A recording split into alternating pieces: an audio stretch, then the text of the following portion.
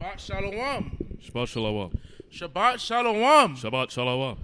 All praise and power go to Yahweh by Shema Seki Shai, as we said before, but you can never stop praising the Heavenly Father through His powerful Son, Mashiach Yahushai, who the world so ignorant called Jesus Christ. I'm Captain Montezak. The brother reading for me is Awesome. Shalom. and we'll be going to the history class. We'll be going to the history of our people that's written in the scriptures. You know, the same history that the so-called white men like to stuff down our throats, as if the prophets and the people in the Bible, everyone was just some white man. Everyone was just some Caucasian, right? You watch that film. What's that film? The Last Viking. The Last Viking. Oh, he's a so-called white man. The Last Samurai. He's a so-called white man. The Last Pirates of what was that place? The Last Pirates of that show called Black Flag. Everyone's damn so-called white people. You know, it's always going back to even that movie. What's that movie? Pirates of the Caribbean. Yeah, that one too. But no, it's the Egypt. Egyptian gods. Right? You got that movie with Egyptian gods. All the Egyptians are so-called white people. The gods of the Egyptians, they're all so-called white people. It's ridiculous. But it's all just a long strain of white supremacy, right? And what we as so-called black people, man, we have to go and open up this book for ourselves and read. That's what the Bible teaches us, to open these books and read, man. Read, right? So let's start off right and go to Colossians chapter 3, verse 17. Colossians chapter 3, verse 17. And whatsoever ye do in word or deed, do all in the name of Mashiach Yahushai, giving thanks to power and the Abba by Him. Right, so whatever we do, we have to give all praise to the Most High through His Son, Mashiach Yahushai.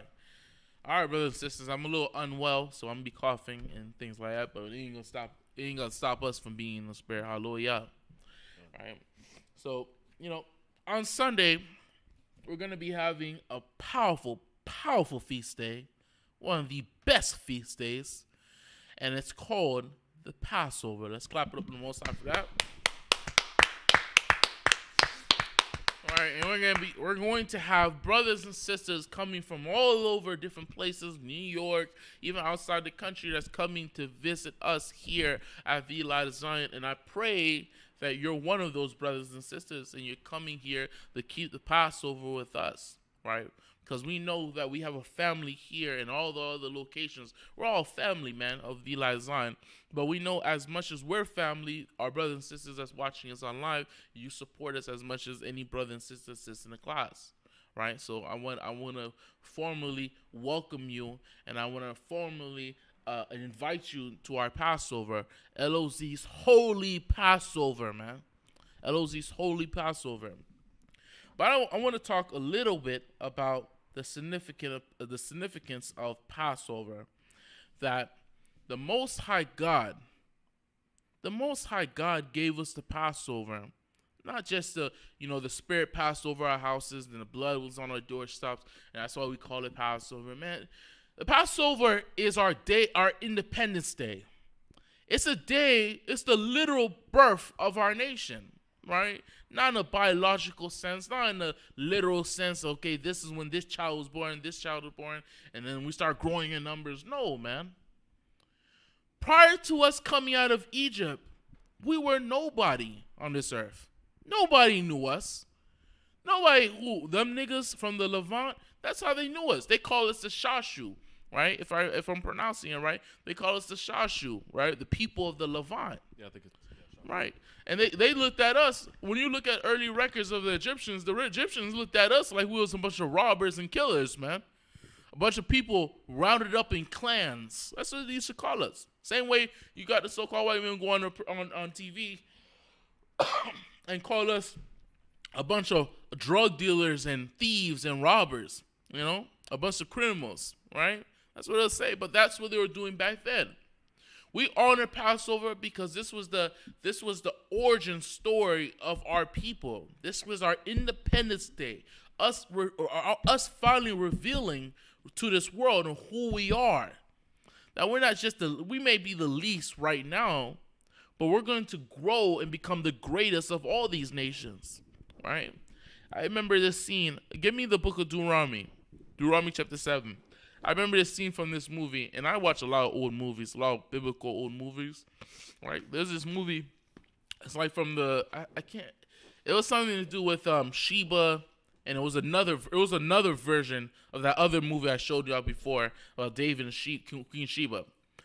Right? So this movie with King Solomon and Sheba, it took place I think around the 60s. I think took place around the 60s, 1960s. And what occurred is that Sheba was being disrespected by King Solomon's brother Adonijah.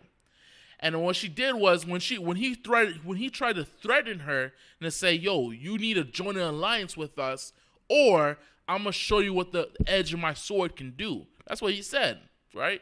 He was speaking spicy, and then she spoke out, and I put a note on this. She spoke out and she said, "My people have been kings and rulers, while your people were groveling on the floor, licking up the dust." When she said that, I was like, damn. If we were living back then, this is how the people saw us. Because we were just a small clan of people. To be honest, a bunch of nobodies. No one knew who we were. We were just another family that was just living in the Levant, living in Canaan. Then we migrated to Egypt. We still was nobody. Right? And then when we started to grow in numbers, then we became slaves. When you're a slave, ain't nobody looking at you like nothing. Right? But when Most High God freed us from that condition, when the Most High God freed us from captivity, he gave us an identity, man. He made this whole world realize who the hell we are, man. That we God's people. That we're the Israelites. Right? So this Sunday, when we're having Passover, we will be celebrating our Independence Day, man. We're going to be getting down. Brothers going to be putting on righteous garments. All right? You sisters put on beautiful dresses, man. Put on your garments, your headpieces, your head wraps, your girdles. Put on everything, man. Because this is our Independence Day, and this is a day for us to get down with the Most High God. We was in the world, we used to celebrate the Independence Day here in America. Niggas, we were slaves, man. We were still slaves. But yet we celebrated it, right? You have the whole block shut off, right? Cars are throughout the whole block, right? When we was in the world. Everybody's out in the streets. Everybody's drinking Hennessy. Everybody's drinking Red Bull. Everyone's getting lit for the Independence Day of our oppressor. Why the hell we can't get lit? Why the hell we can't play music? Why can't we get down for our Independence Day, man? And that's what we're going to do this Sunday. Let's get Deuteronomy. Deuteronomy chapter 7. Deuteronomy chapter 7 verse 1. Uh-huh. When the Lord thy God shall bring thee Jump down to verse 16. Verse 16. And thou shalt consume all the people which the Lord thy God shall deliver thee. Uh-huh. Thine eyes shall have no pity upon them. Neither shalt thou serve their gods, for that will be a snare unto thee. This is like it. Well, you read it. It doesn't matter. It was 17 and 18. That's what I meant to say. If thou shalt say in thy heart, uh-huh, these nations are more than I. What did it say? These nations are more than I. One more time. These nations are more than I. They're more than us. Right? The Most High God put this in our law for a reason. Right? You know, context-wise, this is dealing with where are people going into Canaan. The Most High telling, listen, when you're about to get into Canaan, and you're looking at all these Canaanites, looking at all these heathens, don't think to yourself and say, they're more than us. They outnumber us. Don't think that. All right? And the reason I'm going to this verse is because it's spiritual, because when we come out of this captivity and we go back to our land, there's going to be a final battle. And this battle is when we write down the name of our God onto this whole earth. Everybody's going to know who Yahweh is, right? When all these nations come up against us, when we finally get back into the land, we're going to show them something miraculous, right? We're going to show them what God's people can really do when they keep God's commandments, right? So read verse 7, verse 17. If thou shalt say in thine heart, these nations are more than I, how can I dispossess them? Thou shalt not be afraid of them, but shalt well remember. Wait, thou shalt not be afraid of them, but shalt well remember what? What the Lord thy God did unto Pharaoh. Unto who? Did unto Pharaoh. Unto what? Unto Pharaoh. Unto Nebuchadnezzar? Unto Pharaoh. Unto Darius? Unto Pharaoh. The Most High said, listen, you need to remember what I did to Pharaoh, man. All these guys, Darius, Cyrus, not Cyrus, I think I said it correctly. Cyrus, Darius, all these guys came later on. The inception of our people began with us being in captivity in Egypt. And there's nothing more important for us to encourage ourselves and build ourselves up. Let us know that we can do whatever we need to do to serve the Most High God. When we remember what the Heavenly Father did to Pharaoh, what he did to Egypt. Right? Read on. And unto all Egypt. And unto all Egypt. Right? We can do whatever the Most High wants us to do. We can keep all these commandments even here in this captivity. Right? We can do all the things the Most High wants us to do as long as we remember what the hell the Most High did to Pharaoh. As long as we remember what the Most High did to Egypt. As long as we remember what the Most High did to our enemies when they thought they can come up against us. Right? So this Sunday we're going to be celebrating the Passover. I don't know if you have the flyer. I don't have it up. If you could, find it. But we're going to go straight into the portion though. At some point when we're going to the portion, then you can take time to look for it. It should be somewhere on the desktop. But don't worry about it right now. Go ahead. We're going to go to 1 Kings chapter 11. We're going to pick up where Solomon left off. Solomon left off on his righteousness, turned his back on the Lord, and we're going to see why. Right? A lot of brothers and sisters, they go into this. Well, a lot of brothers and sisters go into this text with Solomon, and they kind of minimalize it as if it was just him dealing with them heathen women, and that's really what it is, and that's it. He dealt with them heathen women, and that's what turned Solomon's heart away from the Lord, and that's really is not the answer at all, right? It played a small, insignificant part, but there was something that was going on in the mind of Solomon that led him down the path of, let me get down with the heathens. Let me go into their idolatry ways and so on and so forth. You know? So let's go ahead. 1 Kings chapter 11.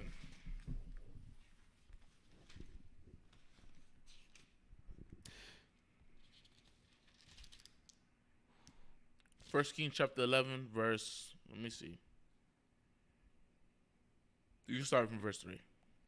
1 Kings chapter 11 verse 3. Mm-hmm. And he had 700 wives, princesses, and 300 concubines. No, you can just start from verse 1. It's fine. Verse 1. Uh-huh. But King Solomon loved many strange women. Right. Solomon loved many strange women. Right. All the way back in the beginning of 1 Kings, we have Solomon talking about how he took Pharaoh's daughter to be his wife. Right. So Solomon spent a long time. Solomon spent a decent amount of his life dealing with strange women. He dealt with Israelite women, but he also dealt with strange women.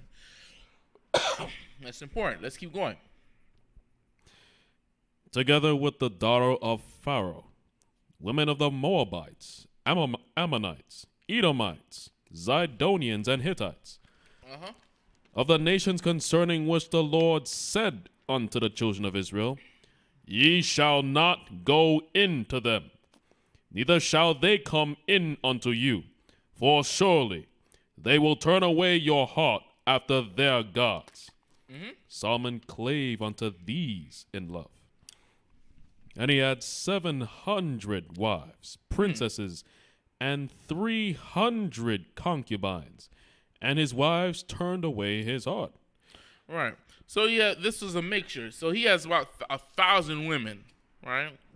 Solomon had 1,000 women. Through him having wisdom, he was able to put the connections together, dealing with the Canaanites, dealing with the Tyrians, Zidonians, and he was able to accumulate a large amount of wealth for the children of Israel.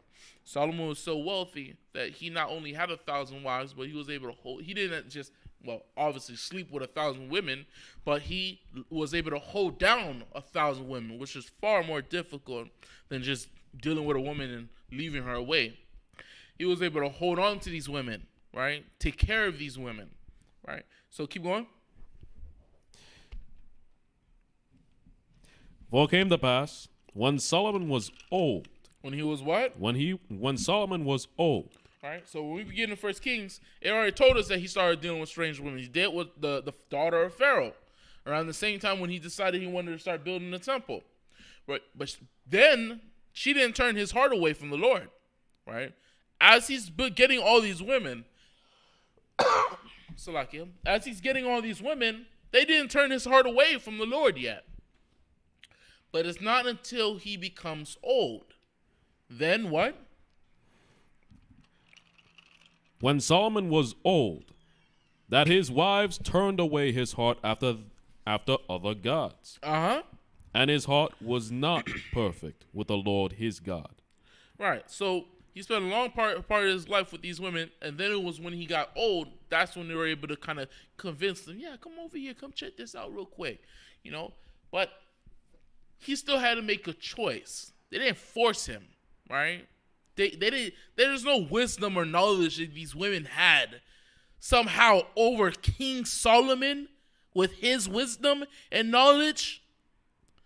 There was no craftiness that these women have that they kind of tempted him to come over there and started practicing idolatry. Solomon made the choice to do that.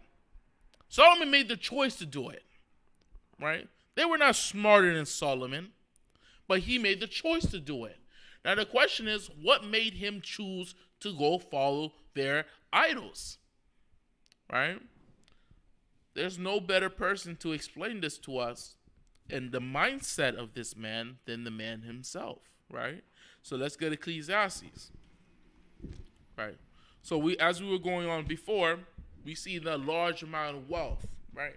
The large amount of wealth is accumulated for the children of Israel. We are at the golden peak of our economic wealth in our nation. Not only that, but Solomon has now he has also added to himself fame and notoriety among all the nations of the earth. All the kings and princes are coming to Solomon for his wisdom. Right? And all this wealth and all these possessions and things that he had is all rooted back to him obtaining that wisdom. Right? So let's read some of the words of Solomon and let's see what led to him making this fall into idolatry and wickedness. Right? Let's see what he was going on in his mind. Ecclesiastes 1:1. Ecclesiastes chapter 1, verse 1. The words of the preacher, the son of David, king in Jerusalem. Vanity of vanities. What did he say? Vanity of vanities. Solomon, at some point, after having all this wealth and all this possessions and money, he just started thinking to himself, damn, vanity of vanities. Ain't nothing matter. Right? What would make a man start to think this? I read on. Vanity of vanities, saith the preacher. Vanity of vanities, all is vanity. What profit hath a man of all his labor which he taketh under the sun? Right. So he's being very ambiguous. He said, a man's labor. Well, a man's labor can be it can be a multiplistic amount of different things. Right? It could be physical work. It could be dealing with your children, dealing with your wife, so on and so forth. It can be a lot of things. He's going to tell us, he's speaking right now. He's preaching right now. But he's going to explain to us that this labor is something dealing with him and what that labor is, right? And why he feels that this labor that he sought out to do is vain. Go ahead. One generation passeth away. One more time. One generation passeth away. So he talks about generations. What is a generation? All right. Come on, chat. I didn't say anything yet, but this is for y'all. This is your time to shine. What is a generation?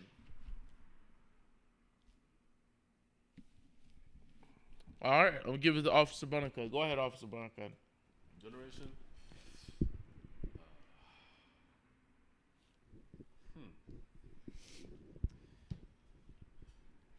That's how to explain Taking too long. Yeah, I know. How to explain a generation? It's that's a different one. That's a different Generation is basically a time period where basically a multitude of people are born, right? Like, for example, your grandfather and his brother and his brother, his cousins, all the time period where they were born, that's one generation, right? There you go. Bawa'a Amath. There you go. All praise to the Most High. 100 years, right? An era. Yeah, it's an era. It's an era where a generation, an era, I don't want to use the word while I'm explaining it, right? Era where a group of people are born, right? Your grandfather, he has his generation. He had a son, right? And his son is your father, right? Your father has a brother, he has cousins, so on and so forth. That's the second generation. He has children. That's another generation, right? So Solomon, he's thinking about labor. He's thinking about what a man would do in his life. And then he starts talking about a generation. People are living. People are dying. And then, read verse 4. One generation passeth away, and another generation cometh. And then some more people come by. Keep going. But the earth abideth forever. And the earth abideth forever, right? So jump down to verse 9, just straight to the point. The thing that hath been, it is that which shall be. Mm-hmm. And that which is done is that which shall be done. Mm-hmm. And there is no new thing under the sun. Right, and this is beautiful because this is a reference back to creation. All the things the Most High God created, all the things that was instructed for creation in Genesis, all of it is finished, right? The species of animals, plants, people, everything was created, everything was completed, and it was done, right? The Christian church, they'll have you believe that, God is just constantly making new spirits every day, because people are dying every day, right? That's so stupid. People are dying every day, so God is making new spirits, new individuals every single day, nonstop. Where the hell was the rest? When did he exactly rest? Right? When the Most High God made people, he made people, and then he set up a cycle, something called reincarnation, right? What does reincarnation means? Re means to go back. Incarnation means life. Go back to life. You live your life, then you go through a process called reincarnation. You go back into life, right? Keep reading, and then we'll get a precept. Is there anything whereof it may be said, see, this is new? It hath been already of old time, which was before us. Which was before who? Before us. Which was before us, right? So now let's get the book of now. So the context of this chapter is Solomon's talking about generations, people living, dying, right? Reincarnation, coming back, right? Now let's get Psalms 104 verse 29. Now let's get the words of his father, David. Let's see what David said. Add on to reincarnation.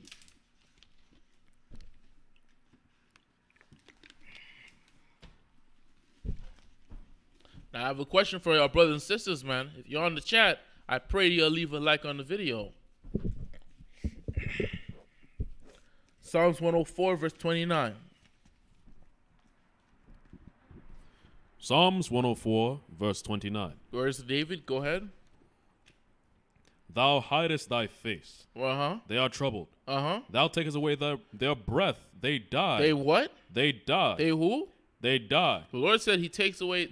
David says, the Lord will take away your breath and you're going to die, right? He takes away your spirit. You're dead, right? Read on.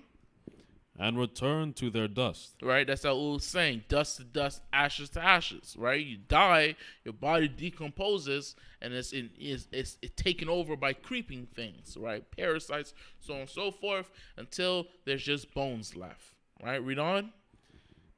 Thou sendest forth thy spirit. What did it say? Thou sendest forth thy spirit. So this is a chain, right? We're starting here. He took your breath away. Now you're dead, right? Your body returns to the dust. And then what happens after your body returns to the dust? Read on. Verse 30. They are created. Verse 30 from the top. That thou sendest forth thy spirit. And after your body returns to the dust, what the Lord does again? They are created. From the top, verse 30. Thou sendest forth thy spirit. And he sends forth his spirit again. Because your spirit never dies. Your spirit goes back to the Father and it comes right back on this earth. We have multiple classes on reincarnation, multiple classes on the process. Search it up, D-Light Design. You will get the whole breakdown. All right. So he sends back your spirit. Read on. Thou sendest forth thy spirit. They are created. And thou renewest the face of the earth. That's very important. And he does what? And thou renewest the face of the earth. That renewest the face of the earth. So it's a whole process. Everything's just a cycle, right? Just like animals, even those people who take care of like let's say racing dogs or racing hounds, right? They have a prize dog, and they mate this dog with another dog, right? And they're like, damn, this dog we have right here, this prize dog is so strong and so fast and it's so smart. Hey man, we need this dog again, right? Well, one day that dog's gonna get old. So they want to do what? They want to preserve that dog so they have that dog repopulate, have puppies, right? That dog passes away. Those puppies have puppies. Those puppies have puppies. This is something that's observable, right? So those puppies have puppies, and then here comes along the same damn a puppy, growing up, being just as fast and just as strong and just as smart as the damn dog we just had that died a while ago. After, 3-4 generations? Huh? Because these people understand this, right? But you go to the Christian church, they teach you a damn fairy tale. You're going to die, you're going to go to heaven, that's where you're going to be at forever, right? That's a fairy tale. Right? Let's get one more precept of reincarnation, then we'll go continue on Ecclesiastes, and we'll understand why did Solomon even bring that up. He's an Israelite. He knows about reincarnation. He knows his people go through that process. So the question is, why is he even bringing that up? And what does it have to do with vanity of vanities? All right? So let's go ahead and get 2nd Ezra 7:35.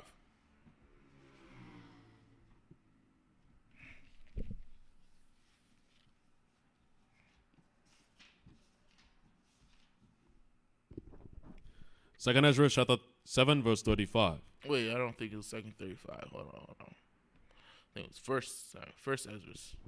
Hold on.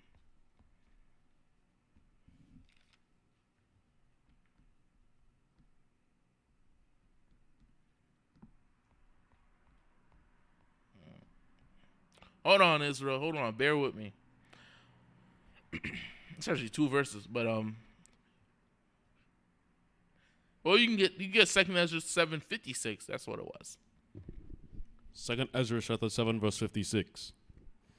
For while we lived and committed iniquity, we considered not that we should begin to suffer for it after death. After what? After death. Wait, so you're dead. How the hell are you suffering anything? You're suffering what? Read one more time. For while we lived and committed iniquity, we considered not that we should begin to suffer for it after death. You're going to suffer for it after death, right? You already died. But what's after death? It's life, right? Let's get let's stay in 2nd Ezra. Hold on 1 second. It should be 14. Get 14:56. Let me see what that says.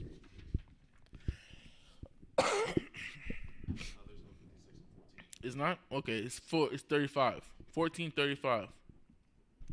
2nd Ezra chapter 14 verse 35. What did it say? For after death. So what did it say? For after death. Remember, it says before in 2nd Ezra 7:56, for while we lived, we committed iniquity, and we considered not that we should begin to suffer for it after death, not during death. Not during the process while you're dead, but it's something after death. After you died, after that process of death, You're going to suffer for something, right? Get 2 Ezra 14:35. You got it. Go ahead, read. For after death Now we see that there's something after death. Read on. shall the judgment come, Shall the judgment come? Come on. when we shall live again. What's going to happen? When we shall live again. Because everything's a damn cycle, man. I explained this before when we was going over the months, right? I was explaining this before when we go through the months, right? You got in the months, you got 12 months. 12 months, 4 seasons, right? 4 seasons. Each 4 seasons have 3 months for each 4 seasons, right? Right. Let's begin with spring. You got spring. You got the spring is March, April, May, and then this goes on all throughout the year. 3 months for each 4 seasons, right? Why 3 months for each 4 seasons, right? Because every season has an entering into the season, the highest peak of that season, and then the closing of that season into the next month, right? You got the beginning of winter, and then you got the peak of the cold of winter, right? And then you got the closing of winter going into spring, right? And this is how the cycle of life is. Everything's just a damn cycle. It keeps going on over and over, right? This is how he gives the Most High rest. Let's go back to Ecclesiastes. Just in case if any questions pop up in the chat about reincarnation, I'll tackle 1 or 2 verses more. But we'll keep going. Go back to Ecclesiastes. Verse 11. There is no remembrance of former things. What did he say? There is no remembrance of former things. So now Solomon's also telling us about reincarnation, that there's no remembrance of former things, right? So the best you'll get is something like you'll probably say is like deja vu, right? Deja vu. Damn, I feel like I was here before. You know, I'm not saying I was actually here, but I'm getting a sense of I said this before, or had this conversation before, or so on and so forth, but you're not going to get anything more than that, right? So Solomon is telling us there's no remembrance of former things. The lives you had before, you're not going to remember your birth, you ain't going to remember your family, you ain't going to remember your death, right? You ain't going to remember none of that, right? Your spirit is now in a new vessel, a new host, right? And this host is now experiencing a new length of different things in that life, right? You're not going to remember the things of the previous life. Go ahead. There is no remembrance of former things. Uh-huh. Neither shall there be any remembrance of things that are to come with those that shall come after. Right. And then after you lived your life, right, you don't remember your past life. And after you finish this life, the next life, you ain't going to remember the life you just had. You're not going to remember none of that, right? Read on. I, the preacher, was king over Israel in Jerusalem. And I gave my heart to seek and search out by wisdom concerning all things that are done under heaven. This sore travail hath God given to the sons of man to be exercised therewith. Mm-hmm. I have seen all the works that are done under the sun, and behold, all is vanity and vexation of spirit. Right. All his vanity and vexation of spirit. One of the reasons why it's vanity and vexation of spirit to him is because it's like, damn, we're doing all of this, that, and the third. We're experiencing all these things in our lives. We're working hard to know this or know that or be good at this or, I don't know, be good at playing the piano or whatever. Just for you to die and you don't remember any of that, right? You don't have that. You don't maintain that experience, right? All of it's gone. You got to start all over again, right? So this is pissing Solomon off, and we'll go into why it's pissing Solomon off. Why is he being angry or being frustrated at this process, even though this is a process of what the Lord has created, right? Read on. That which is crooked cannot be made straight, and that which is wanting cannot be numbered. Mm-hmm.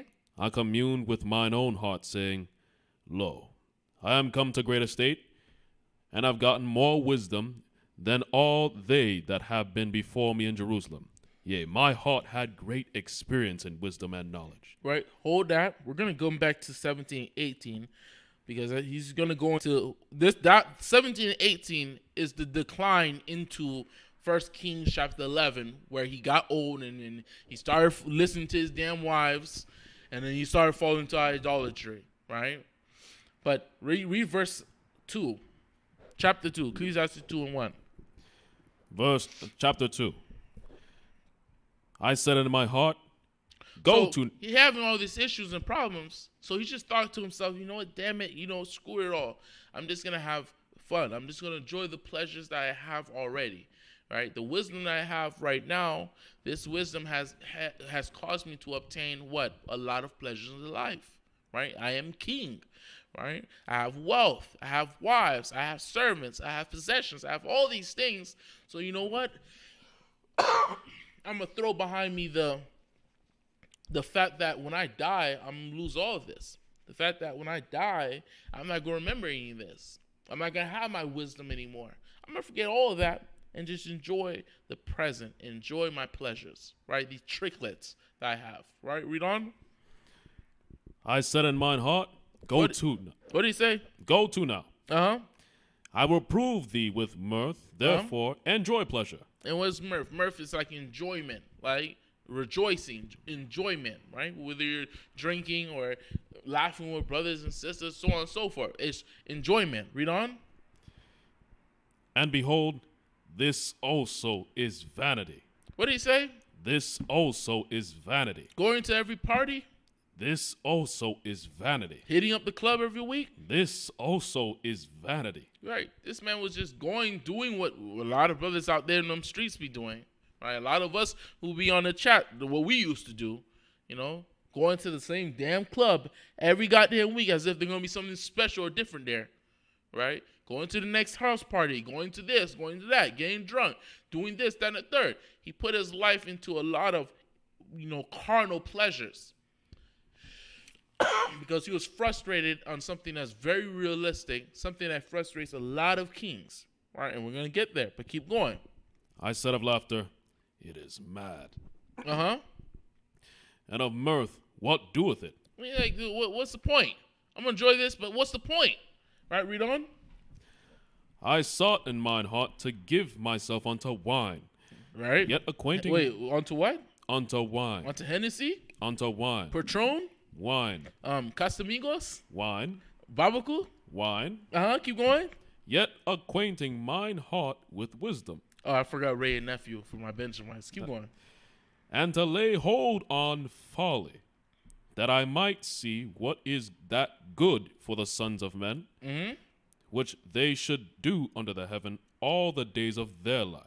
Right. So he's in a complex situation. He's in a complex situation within his mind. Damn, what is life? And what's the point of doing this and that and the third? What's the point? What's the point? You know what? I'm going to learn. I'm going to try to figure out what the point is of all this. I'm going to try to figure out what's the point of all of this is about.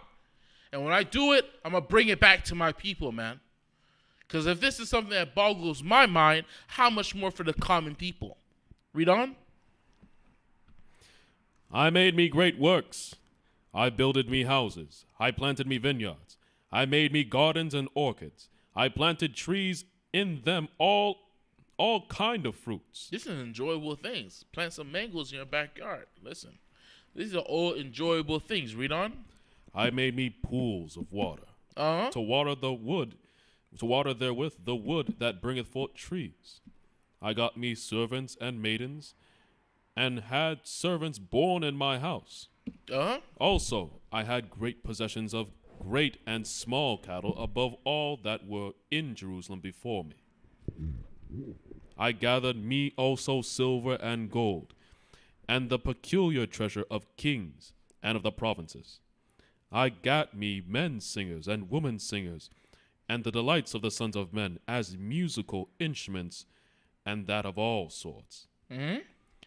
So I was great, and increased more than all that were before me in Jerusalem. Also my wisdom remained with me. Right, and while he's enjoying all these carnal pleasures and things like that, right, he still had his wisdom. Even during the time of Solomon's folly and wickedness, even when he was going into idolatry, hitting up the strip club of Asareth, he was going into all these wickedness. you know what I mean, smoking joints with the damn Edomites, doing all types of damn evil, he still had his wisdom. He still had that understanding heart. He still had all these things. And that is not normal. But the Lord left that spirit onto him so that we can get the answer of what his life is going to end to be. What's the final conclusion? The final conclusion that he obtained after all this madness. That is the answer the Lord wanted us to have. Right? For normal cases, if we did some wickedness, if I did wickedness like this, the Most High is going to rip this spirit away from me. And I will not be sitting up here again. But for Solomon, he left it there so he can obtain the answer that he was looking for so he can bring it back to us. That's why Ecclesiastes began by saying he's a preacher, right? All the wisdom he has, he preached it unto the children of Israel. Right, read on. And whatsoever mine eyes desired, I kept not from them. I withheld not my heart from any joy. All right, this was to sound like every Jake I ever knew, every brother I ever knew, man. Right? It'd be 3 o'clock in the morning, you're still out there in them streets partying. Right? 5 o'clock in the morning, you're still at Players Club, for those who don't know. Right? It's a hangout spot. Goes to Players Club, drinking and driving drunk. Right? Having an enjoyable time. Right? That's Solomon. This is what Solomon was doing. Read on. For my heart rejoiced in all my labor, and this was my portion of all my labor.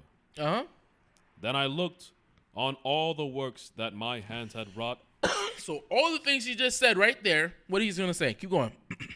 And all the labor that I had labored to do.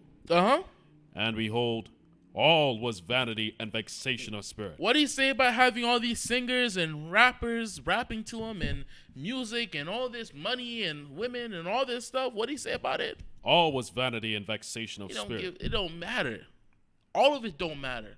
Same when we step out these doors and, Jake is about to kill another Jake for a Gucci belt, right? Or Jake about to kill another Jake because he looked at his woman wrong. A side story. I remember a couple years ago, maybe like 4 years or 3 years ago, more like 3 years ago. There was a brother of mine, a longtime family friend, brother of mine, a Levite. And I got a phone call from his family that he got murdered. He was murdered.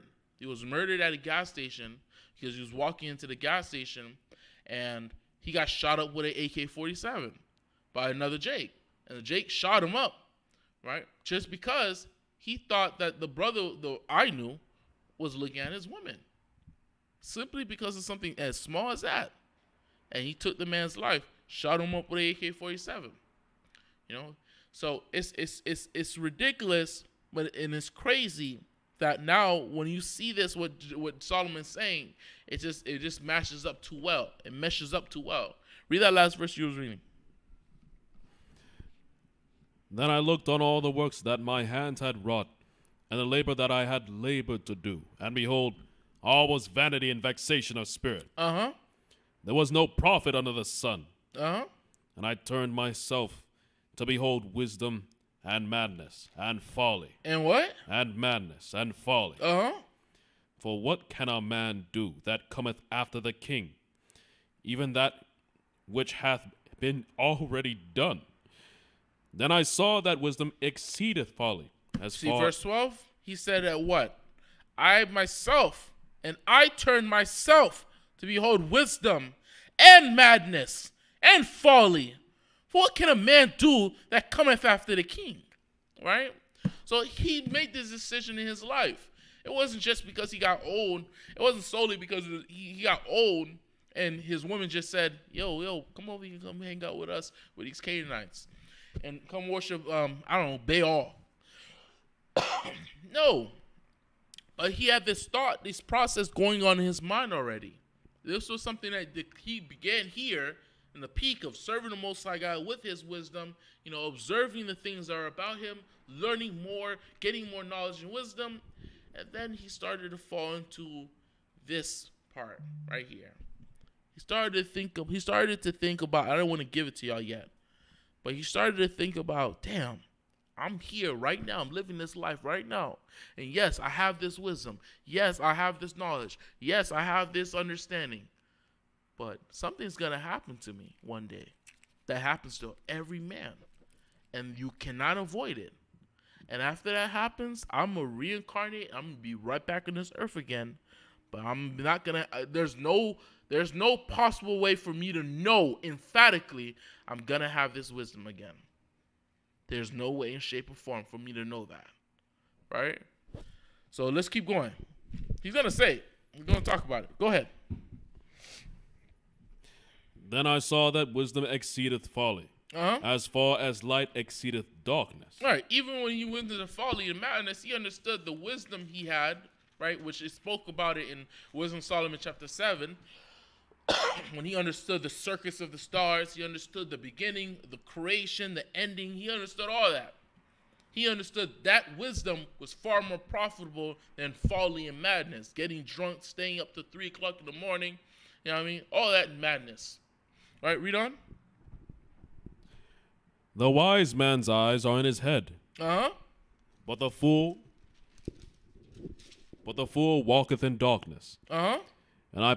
And I myself perceived also that one event happeneth to them all. Wait. He said there's one event. He made a distinction between the wise and the fool. But there's one event that happens to the wise and the fool. To all of us. Now, not you, Officer Monica, and I want to give the chat a chance. Come on, you got to be willing to share with them. Now, chat, what's Solomon referring to? What's the one thing that's going to happen to a fool and to the wise?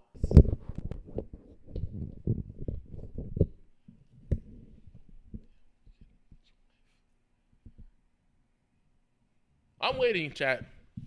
All right? And while I'm waiting, leave a like on the video. What's the one thing? Solomon, read that verse one more time. But do not read the next verse. Read that verse. The wise man's eyes are in his head. All right. But the fool walketh in darkness. Right. The wise man's eyes is in his head. All right. He's a wise man. He has knowledge. He has understanding. Right. Read on. And I myself perceived also that No, you're going too far. Okay. No, you're not. Keep going. And I perceived also that one event happeneth to them all. What's the one thing that's going to happen to a fool? It don't matter if you're a fool. Don't matter if you're wise. Don't matter if you know how to save money. It doesn't matter if you want to spend it all up in KOD, King of Diamonds. Don't matter. There's one thing that's going to happen to both of you. What is it? Who got it?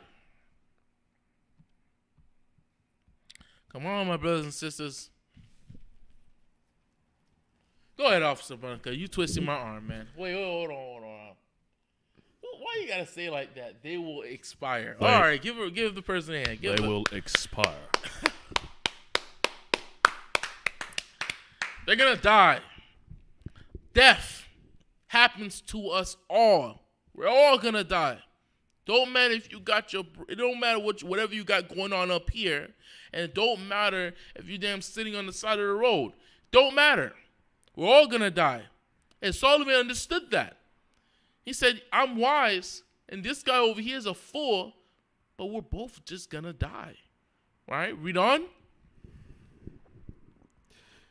Then said I in my heart, as it happeneth to the fool, so it happeneth even to me. Right, and this wisdom I have, this as wise as I am, and as much as every other king and emperor that's contemporary with me knows my name, the same way they know that, it doesn't matter. I'm still going to die, just like this son of Belial, just like this wicked fool sitting on the corner street, or some wicked fool sitting over there. We're both just going to die. Right? Read on. So it happeneth even to me. And why was I then more wise? And what's the point of me even being more wise? What's the point? Because like we read before in Ecclesiastes 1, chapter 1, this was his vexation. This was the whole purpose of his problem. right? What's the point of me even being more wise? What's the point of there being a distinction between the fool and the wise? If we're just all going to die, come back to our life again, and then start all over this path. Start all over a new life, a new experience, right? I may have been wise in this life, and he was a fool in this life, but in the next life, he's probably going to be the wise one, and I'm going to be the damn fool. So what's the point? That's what Solomon was thinking, but keep going. Then I said in my heart that this also is vanity. And this is vanity. That's what he's saying. Read on. For there is no remembrance of the wise more than the fool. It don't matter if you're wise or a fool in the lifetime. Both of you are not going to remember your previous lifetime. Both of you are not going to retain whatever knowledge or experience you had before. You're not going to retain it. You're both going to lose it. Read on. Forever, seeing that which now is in the days to come shall all be forgotten. And how dieth the wise man as the fool? You see? Now, I didn't even have to say it. I already said it before, but I know it was leading up to this point, and he just explained it.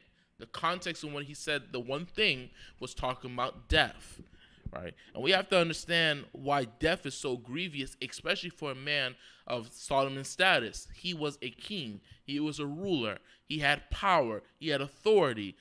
Death is the end of all of that I just named. When that man who has any of those things dies, he loses everything. Everything. And that's the only thing a ruler or a man with power and authority thinks of. The day he loses that thing that he has. Right? Let's get a quick scripture real quick. Let's get Ecclesiasticus, Sirach, Red Apocrypha, chapter 41, verse 1.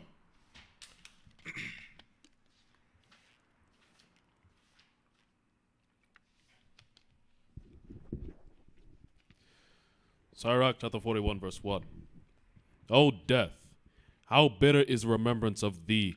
Yeah, let me finish this and I'll see if that I don't know that exact brand. It should be able to tell you. What's that other thing that causeth leavened bread?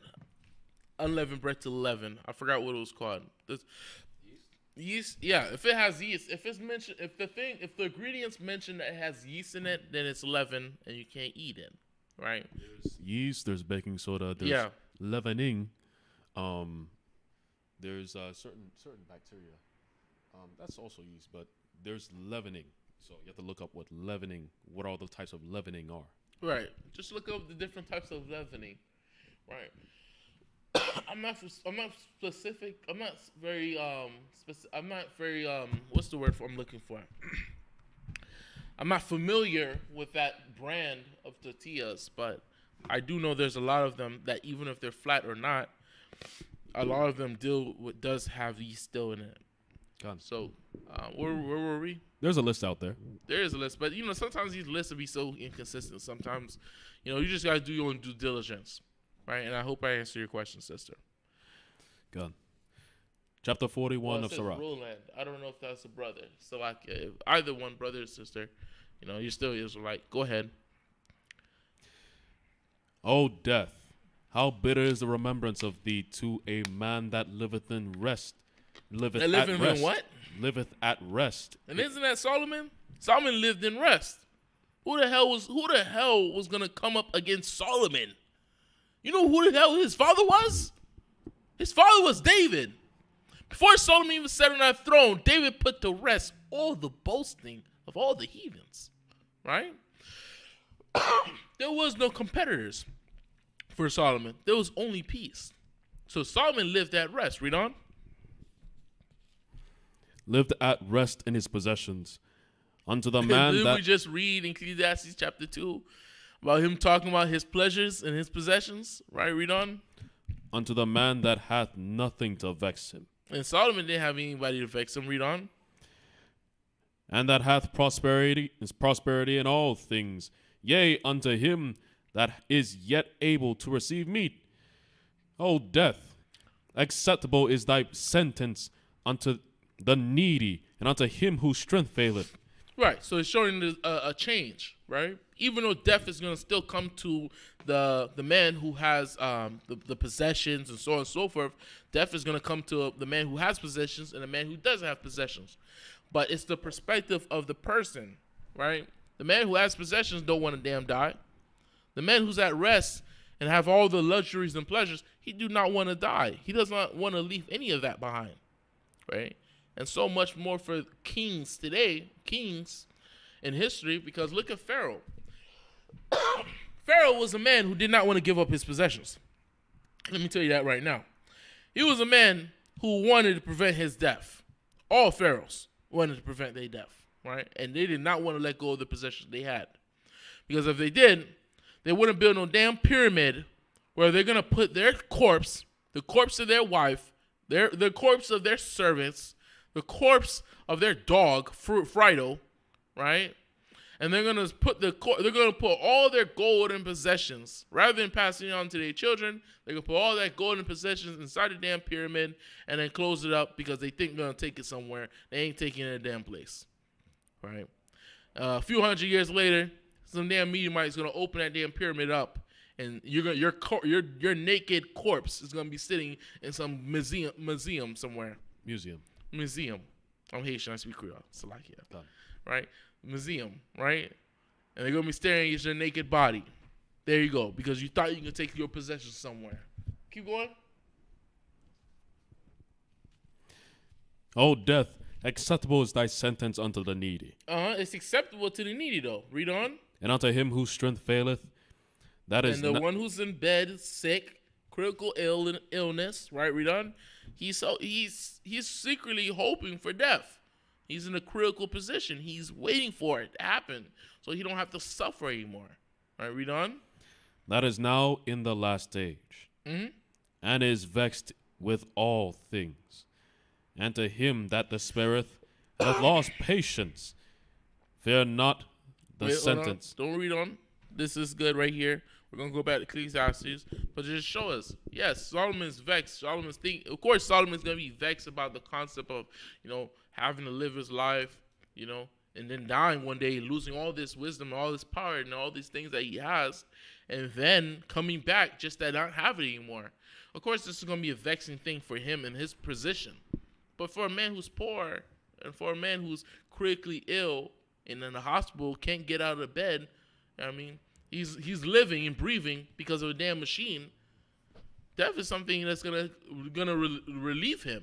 Death is something that's gonna save this man, right? Because he won't be in pain anymore, right? And he's waiting patiently to come back and be reincarnated. So he don't have that same body that he had before that had him stuck up in the damn hospital, right? So it's the perspective. But read on. 17. Therefore I hated life. What did Solomon say? Therefore I hated life. And read verse 16 one more time. For there is no remembrance of the wise more than the fool forever. Seeing that which now is in the days to come shall all be forgotten. Everything's going to be forgotten. Each life you come back, your previous life is not going to be remembered by you. And Solomon had an issue with that. Right? Read on. And how dieth the wise man as the fool. Therefore I hated life. And now he hated life, right? He got a tantrum. Read on. Because the work that is wrought under the sun is grievous unto me. Right. The work that is what? Because the work that is wrought under the sun is grievous unto me. Keep going. For all is vanity and vexation of spirit. Yea, I hated all my labor. Oh, who labor? I hated all my labor. He's saying this, right? Because he's also preaching this to the people, right? But he's talking about himself. That's why in verse 18 he says, what? All my who? All my labor. All his labor. So the question is, what is his labor? Read on. Which I had taken under the sun, because I should leave it unto a man that shall be after me. And I remember years ago reading this, and I was like, how the hell is this how is this talking about his son? This can't be his son, Redbone. We know who comes up next. Because a man knows if his son is going to be wise or foolish. Just like you parents, you Israelite parents out there. A lot of you brothers and sisters, you know that you have 2 daughters, right? You have 2 daughters, you send them off to school, send them off to college. You know which daughter is going to be doing what she's supposed to do, right? And if she's interested in some boy out there, she's going to call you up and let you know what's going on. And you already know the other daughter who ain't going to do a damn thing and going to be chasing every boy out there, right? You already know this. Solomon knows what son and child is going to be wise and which son is going to be foolish. He knows this. Just like every parent knows that. Right? So he's not, in this verse right here, it's not talking about his direct child. He's talking about himself. He's talking about when he comes back, when he's reincarnated and he comes back into this earth again. Right? Read that verse one more time. Yeah, I hated all my labor which I had taken under the sun. Uh-huh. Because I should leave it unto a man. My labor, which I have taken under the sun, therefore, what does it say? Because I should leave it unto the man that shall be after me. That's going to come after him, right? When his spirit goes back to the Father, and his spirit comes right back into this earth again. That's another man. That man who comes back, that man is not Solomon. Right? You got spirit of Solomon, but that's not Solomon. That man's not living the life of Solomon, don't have Solomon's wisdom. Right? So this is what frustrated Solomon. That he's gonna die, just like everyone else, just like the fool. And he's not gonna have his wisdom no more. He's not gonna have his wealth anymore. He's not gonna have any of those possessions no more. Right? Read on. And who knoweth whether he shall be a wise man or a fool? And how the hell am I going to know when I come back I'm going to be wise or fool? Or I even take it much up a notch. How do I know when I come? Solomon's saying this. How do I know when I come back that I'm even going to have this wisdom that I have in this lifetime? Right? Because this is not Solomon's wisdom. Solomon wasn't born with this wisdom. The Lord gave it to him. So he's questioning. He's like, damn, how do I even know if the Lord's going to give this back to me again? I don't. So this is all vanity and vexation to him. Read on. Yet shall he have rule over my labor, all my labor, wherein I have labored. Right. And wherein I have shewed myself wise under the sun. This is also vanity. Therefore, I went about to cause my heart to despair. To what? To cause my heart to despair. What verse you at? 20. Oh, you're in verse 20. Okay. Yeah, therefore I went about to cause my heart to despair. Read on. Of all the labor which I took under the sun. Now he's hating all the labor he's done because he knows he's going to have to leave this behind. And then he's going to come back, but he doesn't know he's going to have that same wisdom again. He doesn't know he'll be able to maintain what he had before. He doesn't know it. Right? And he's frustrated about that. Right? And then he says, read verse 20 one more time. Therefore, I went about to cause my heart to despair of all the labor which I took under the sun. All the labor that he took under the sun. Now, the next verse is going to explain to you what that labor was. Read verse 21.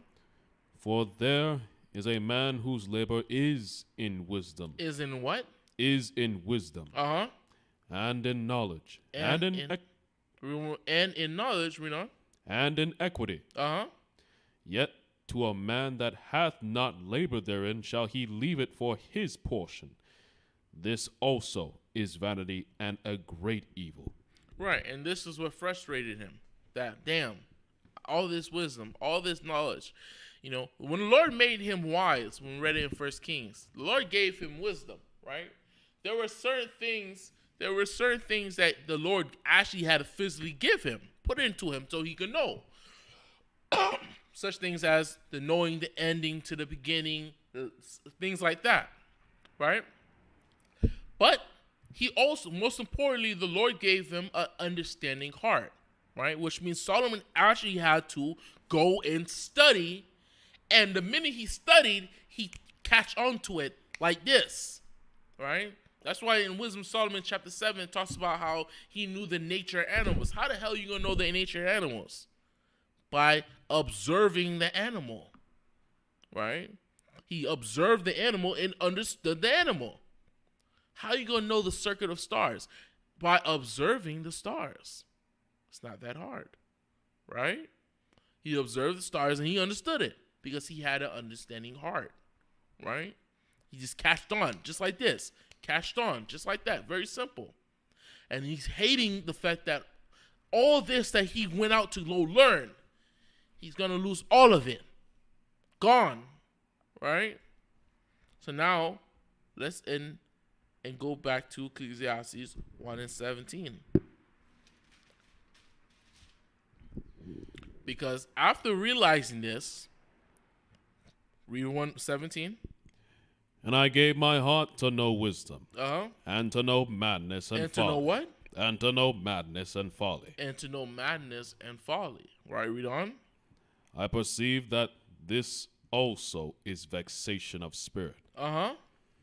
For in much wisdom is much grief. Is much what? Is much grief. Uh-huh. And he that increaseth knowledge increaseth sorrow. Increases sorrow. This sorrow is something very specific to Solomon, as we said before, because of his status and his power and his wealth that he had, right? Because when we read about death in the perspective of a poor man and a man who doesn't have, a man who's critically ill, he doesn't see death the same way a rich man would see it, right? You don't see death the same way a healthy man is going to see it, right? So let's go back to Ecclesiasticus. So now we see that his reasoning on why he got tempted later on to fall into idolatry and stuff, all those sort of things, it explains it right here in Ecclesiastes, right? These things right here in Ecclesiastes are taking place way before he became old and started falling into idolatry, right? Because he fell into idolatry, then he started building all these temples in these places in Israel, and yada yada, you know the rest. Let's go back to Sarai. What verse you left off on? It was 41, chapter 41, verse 3. 41, verse 3. Go ahead. Fear not the sentence of death. Remember them that have been before thee. Uh-huh. And that come after. For this is the sentence of the Lord over all flesh. And this is that's what I was saying before. The cycle. It's all a cycle, brothers and sisters. It's all a cycle. And this cycle is something that was established by the Lord. That's the reason why we have reincarnation. Right? Read on. And why art thou against the pleasure of the Most High? And Solomon having an issue with that is him having a problem with the pleasure of the Most High God. The Most High set it up that cycle. Read on. There is no inquisition of the grave in the grave. Uh-huh. Whether thou lived 10 or 100 or 1,000 years. Right. There's no point in thinking so deeply on these things. There's no point in it. Right? I set up this cycle, follow this cycle. This is my pleasure. Right? Give me book Sirach 14 and 17.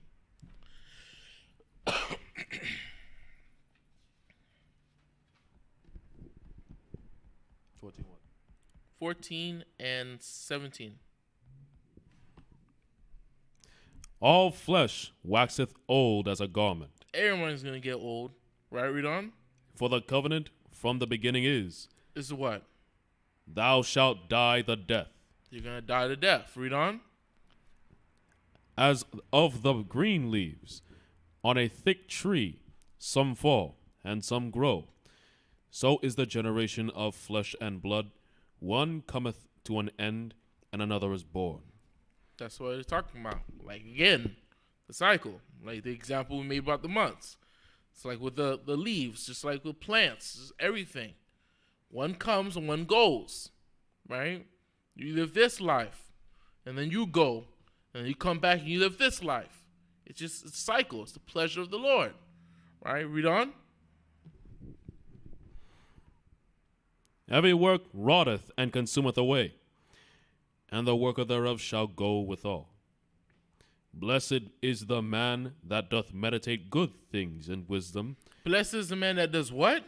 That doth meditate good things in wisdom. That meditated good things in wisdom. And what King Solomon was not meditating good things in wisdom. When you read Ecclesiastes about these things and his issue with the cycle of life that the Lord have established, he was not meditating good things in wisdom. That's exactly not what he was doing. Read on. And reasoneth of the holy things by his understanding. Right. And this is what he really should have been focusing on. Let's get one verse before we go back to Kings. I just want to explain that thoroughly, because most times brothers explain it, and it tends to be like, Solomon just went off for some reason. Solomon just went off. They don't say that like that, but brothers will say that, he just went off, and then, he went to go fall off and break God's commandments and into adultery. And then he learned all that was wicked and all that third, and then he brought it back to us. But there was more to Solomon's mindset. What got him there? What did he learn? And what made him do those things? And that's why we went into it right now. Ecclesiastes 33 and 17. This is one of my favorite verses. Fun fact, it was Captain Kyrum of LOZ, Lee County, a priest of the Lord. He was the one who had actually showed me this verse, and this became one of my favorite verses. Sirach 33 and 17. Sirach 33 verse 17. Uh-huh. I consider that Read it one more time. Consider that I labored not for myself only. Right. Consider that I labor not for myself only, right? Because we was reading Ecclesiastes, his whole issue was labor. I did all this labor, and his labor was in learning wisdom, having understanding, knowledge, right? And he hated the fact that he's going to die, and he's going to come back, but he's not going to have that wisdom again, right? So he said, this is what Sirach says, Sirach 33 and 17, consider that I labor not for myself. Solomon, you did not get all that wisdom and knowledge for yourself. Read on. Consider that I labored not for myself only. But for all them that seek learning. That what? But for all them that seek learning. And this is what Solomon should have been fixating on. This is what Solomon should have been meditating on. Because if he meditated on this and saw the bigger picture outside of himself, then he would never fell and took that decline that led into idolatry and so on and so forth, right? Let's get one last verse. What was that verse? Let me see. It's the title of this class.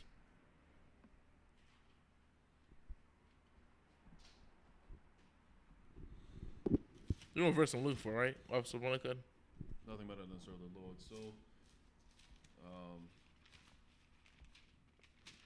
it should be in Ecclesiastes. It sounds like something that's in Ecclesiastes. If you're not talking about 13, 12 and 13.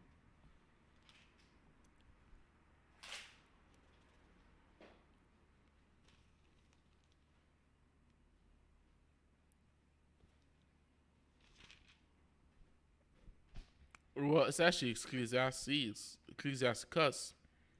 But you can get that. But you know what you want? I want Ecclesiastes 12 and 13. Those were Solomon's actual words. Yeah, come. Yeah. But because Ecclesiasticus 23 and 27 was written in wisdom, I want to get that also. So you can get Ecclesiastes 12 and 17 first.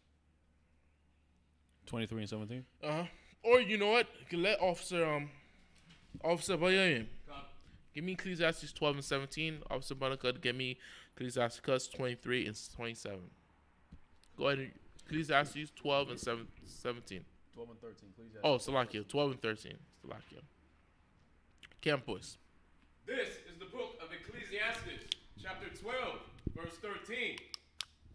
Let us hear the conclusion of the whole matter. Fear God and keep his commandments, for this is the whole duty of man. Right. This is the whole duty of man. After all of that falling and all that wickedness and all that idolatry, Solomon came to one simple conclusion, and a conclusion that he should have known from the beginning, is that we should fear God and keep his commandments. Right? Let's add on to that. Let's get Ecclesiasticus 23 and 27. Ecclesiasticus 23 and verse 27. Uh-huh.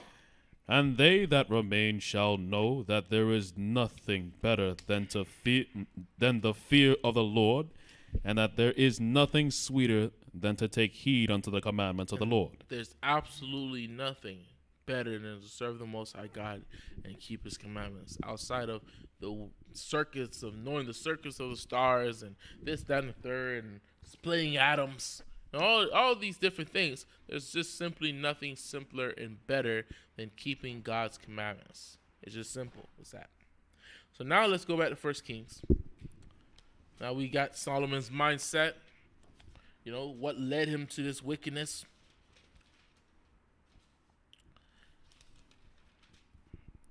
First Kings 11 verse 4. 1 Kings chapter 11 verse 4. Wait, hold on. Yeah, it was 11 verse Yeah, that 4. was it. Yep. For it came to pass, when Solomon was old, that his wives turned away his heart after other gods. Uh-huh. And his heart was not perfect with the Lord his God, and as was the heart of David his father. Mm-hmm. For Solomon went after Ashtaroth, the goddess of the Zidonians, and after Milcom, the abomination of the Ammonites. Oh, you know what? There was one verse I want to get in Ecclesiastes, but we ain't gonna get it because of the process of time. There was one verse, I think it was in Ecclesiastes 2 maybe, but we're not gonna get it.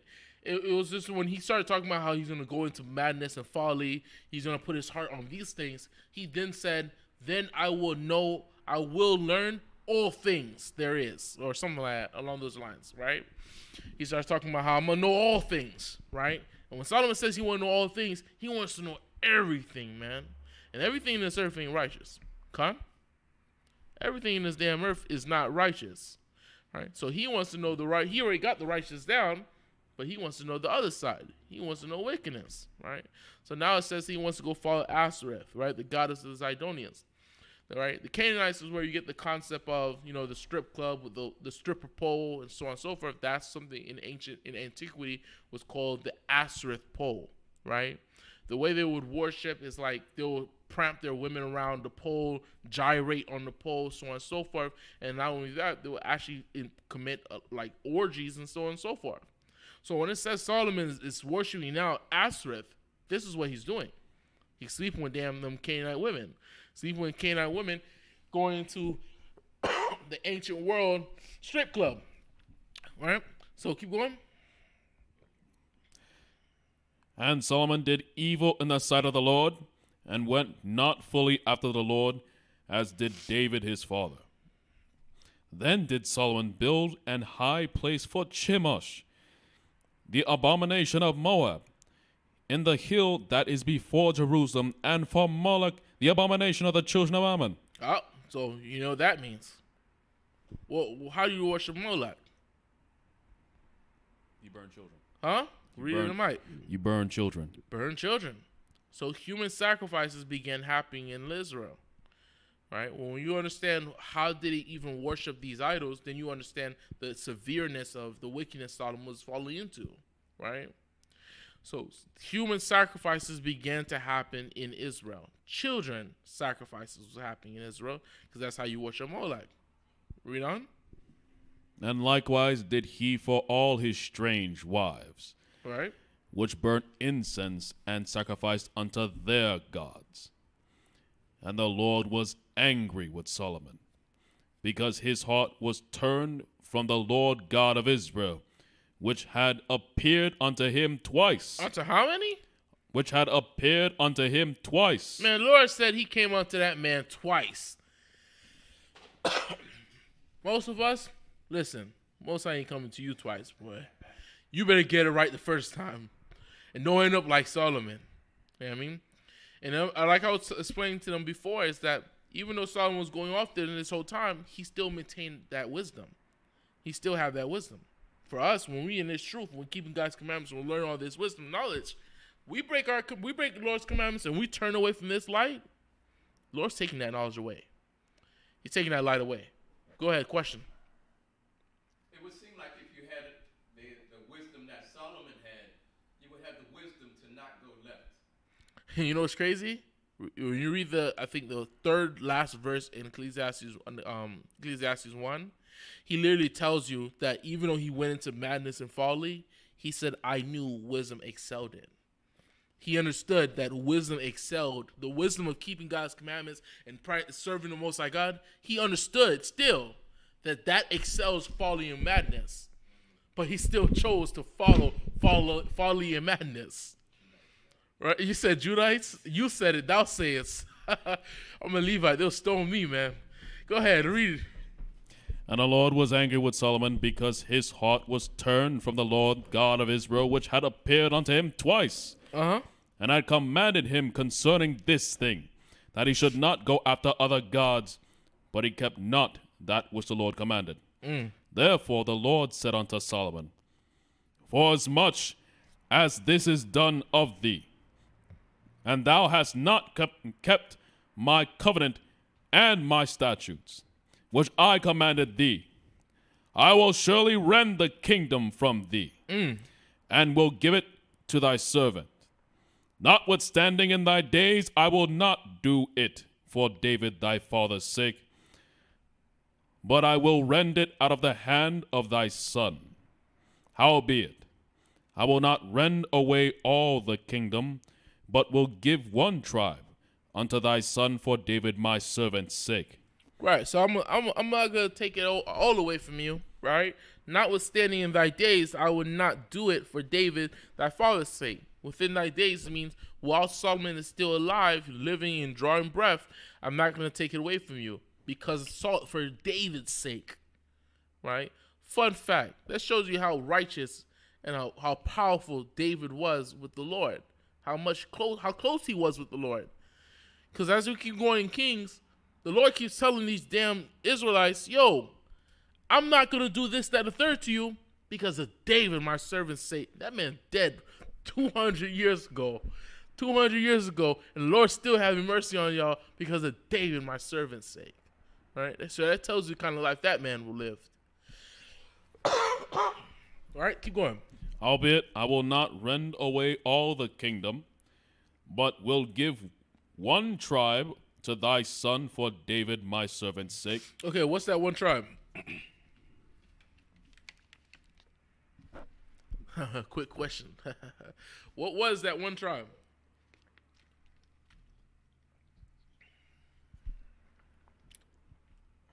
Read it again.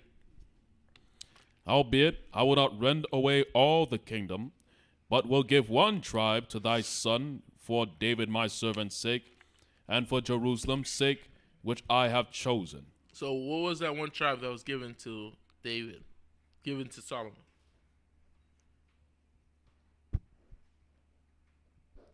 What's that one tribe? Off Spartacus? Judah? Oh, God. Absolutely not. Shalom, brother. I'll praise the Most High. Yahweh Shemasek Yoshabitha. What is Shem Hamash Shabbatah? Benjamin. Huh? We say You're Benjamin. just throwing guesses now. I ain't going to give you no hand because it's a guess. But absolutely, it was the tribe of Benjamin. The tribe of Judah already belonged to the house of David. Remember, the tribe of Judah submitted themselves to the house of David during the time of Saul's rulership. So they submitted themselves to the house of David, right? That's when began the whole split between Judah. When you see the scripture that says Judah and Israel, that's when that goes back to David and Saul, right? That's when that split happened, right? So Judah already submitted themselves to the house of David. So when it says, I'm giving you only one tribe, it's not talking about Judah, it's talking about Benjamin, right? And then you got later on, Levi migrated and joined their confederacy, and then that's where you got JBL from, the southern kingdom from, that concept, all right? Keep going. And the Lord stirred up an adversary unto Solomon, Hadad the Edomite. He was of the king's seed in Edom. For it came to pass, when David was in Edom, and Joab the captain of the host was gone up to bury the slain, after he had smitten every male in Edom, for 6 months did Joab remain there with all Israel, until he had cut off every male in Edom, that Hadad fled So he did what? That Hadad fled. So sometimes when you do read in the scriptures and it says that they killed all the males or whatever, no, that doesn't mean that when people see the Israelites coming to kill all the males, they're literally going to stand there and just wait to die. No, people are fleeing. People are running away, right? It's like when they came into the land of Canaan and it says that they killed all the males.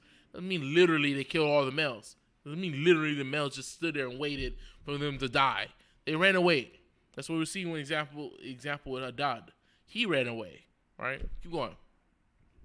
For 6 months, the Joab remained there with all Israel until he had cut off every male in Edom. And Hadad fled, and certain Edomites of his father's servants with him, to go into Egypt, Hadad being yet a little child. Mm-hmm. And they arose out of Midian, and came to Paran. And they took men with them out of Paran, and they came to Egypt, unto Pharaoh, king of Egypt, which gave him an house, and appointed him victuals, and gave him land. And Hadad found great favor in the sight of Pharaoh, so that he gave him to wife the sister of his own wife, the sister of Taphanes, the queen. And the sister of Taphanes bare him Ganubath, his son, whom Taphanes weaned in Pharaoh's house. And Ganubath was in Pharaoh's household among the sons of Pharaoh. Mm-hmm. And when Hadad heard in Egypt that David slept with his fathers, and that Joab, the captain of the host, was dead, Hadad said to Pharaoh, Let me depart, that I may go to mine own country. And the Pharaoh said unto him, But what hast thou lacked with me, that behold, thou seekest to go to thine own country? That was right. And he answered, Nothing. Howbeit, let me go in anywise. And Right. God, Keep going. Go ahead. and God stirred him up another adversary, Rezon, and Rezon, the son of Eliadah, which fled from the Lord Hadadezer, king of Zobah. Right. So what should be understood here? That the Lord literally, these guys weren't spawned in to be adversaries for Solomon like some damn video game. These guys were left in the backwash. The Lord kept these guys in the back pocket. And if this guy slipped, he got an adversary for you right here. Bam. David killed all of them. But Hadad escaped because the Lord allowed that man to escape. He allowed him to escape to sit in the backwash, right? If that Solomon don't fall off, you're going to stay right here, live in Egypt, be some nobody, right? If he does fall off, I'm going to put that spirit of vengeance in you. I mean, David's dead, but his son is alive, right? Put that spirit of vengeance in Hadad and go back and go fight against them, right? Go ahead. And he gathered men unto him, and became captain over a band. When David slew them of Zobah, and they went to Damascus, and dwelt therein, and reigned in Damascus. And he was an adversary to Israel all the days of Solomon, beside the mischief that Hadad did. And he abhorred Israel, and reigned over Syria. And Jeroboam, the son of Nebat, an Ephratite of Zeredah, Solomon's servant, whose mother's name was Zeruiah, a widow woman, when he lifted up his hand against the king. And this was the cause that he lifted up his hand against the king.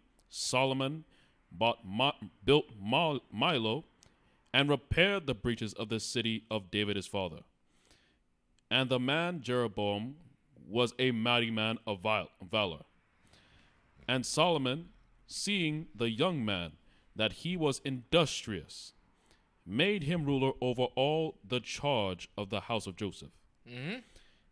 And it came to pass that time when Jeroboam went out of Jerusalem, that the prophet Ahijah, the Shilonite, found him in the way, and had clad himself with a new garment, and they two were alone in the field.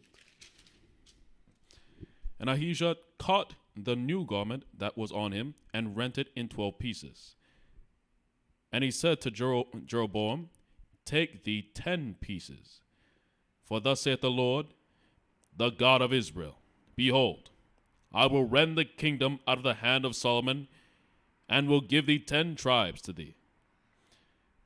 But he shall have one tribe for my servant David's sake, and for Jerusalem's sake, the city which I have chosen out of all the tribes of Israel. Because that they have forsaken me, and have worshipped Ashtaroth, the goddess of the Zidonians, Chemosh, the god of the Moabites, and Milcom, the god of the children of Ammon, and have not walked in my ways, to do that which is right in mine eyes, and to keep my statutes and my judgments, as did David his father. Howbeit, I will not take the whole kingdom out of his hand, but I will make him prince all the days of his life for David my servant's sake. Yeah, I'm going to keep him on the throne for David my servant's sake. Read on. Whom I choose, because he kept my commandments and my statutes. But I will take the kingdom out of his son's hand, and will give it unto thee, even 10 tribes. And unto his son will I give one tribe, that David my servant may have a light alway before me in Jerusalem. The city which I have chosen me to put my name there. And I will take thee, and thou shalt reign according to all that thy soul desireth, and shalt be king over Israel. And it shall be, if thou wilt hearken unto all that I command thee, and wilt walk in my ways, and do right, and do that is right in my sight, to keep my statutes and my commandments, as David my servant did, that I will be with thee, and build thee a sure house, as I built for David, and will give Israel unto thee. And I will for this afflict the seed of David, but not forever. All right, so the whole purpose is to afflict the seed of David. The question is, what tribe is Jeroboam? Raise your hand. This man has been anointed to become king. What tribe is he? Judah. You already broke the rule. Nah. And the man said the wrong answer. The man said it's African American. He said Judah. No. What tribe is Jeroboam? Huh? Why? How you got that? How you got that? You searched it up? Give it a brother a hand. Jeroboam, he was an Ephraimite. Hallelujah. He was a Puerto Rican, right? So now we got Solomon, African American, and we got Jeroboam, a Puerto Rican, right? The same way they conflict today, they were conflicting back then, right? Keep going. Solomon sought therefore to kill Jeroboam. He did what? Solomon sought therefore to kill Jeroboam. Now you want to murder this man, right? As you already have all these other sins on your. Now you want to try to. You don't want to put murder on this too? Damn. Go ahead. And Jeroboam arose and fled into Egypt unto Shishak, king of Egypt, and was in Egypt until the death of Solomon. And the rest of the acts of Solomon and all that he did, and his wisdom, are they not written in the book of the acts of Solomon? And the time that Solomon reigned in Jerusalem over all Israel was 40 years. And Solomon slept with his fathers, and was buried in the city of David his father, and Rehoboam his son reigned in his stead. Chapter 12. And Rehoboam went to Shechem, for all Israel were come to Shechem to make him king.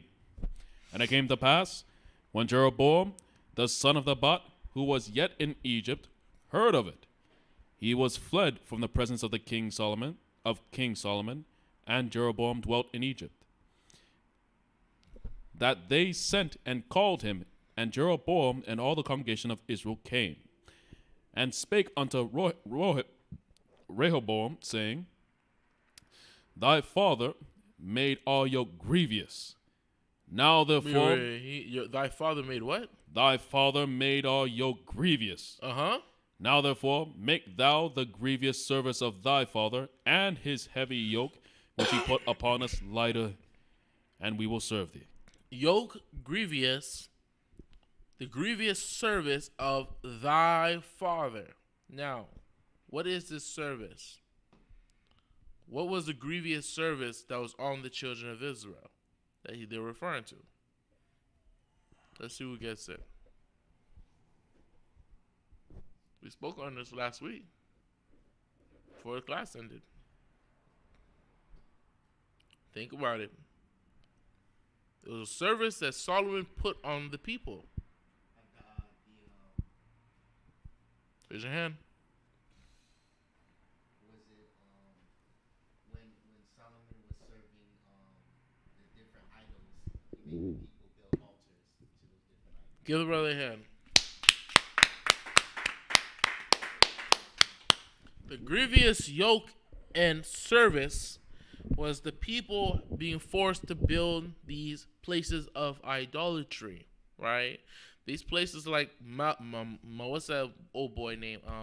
Moloch, Ashereth, all these things. They have things that needs to be built to worship these things, right? Pillars, altars, places of worship, houses of worship, right?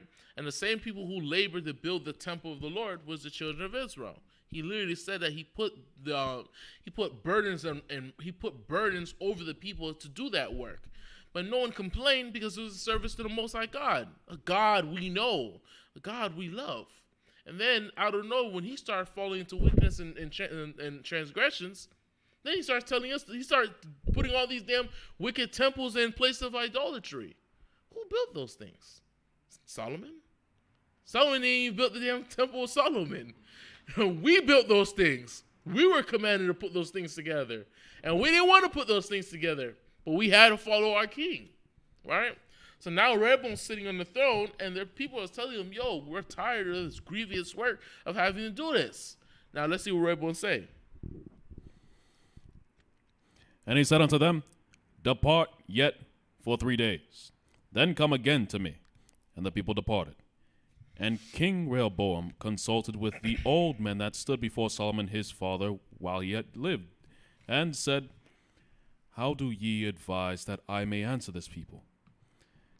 And they spake unto him, saying, If thou wilt be a servant unto this people this day, and wilt serve them, and answer them, and speak good words to them, then they will be thy servants forever.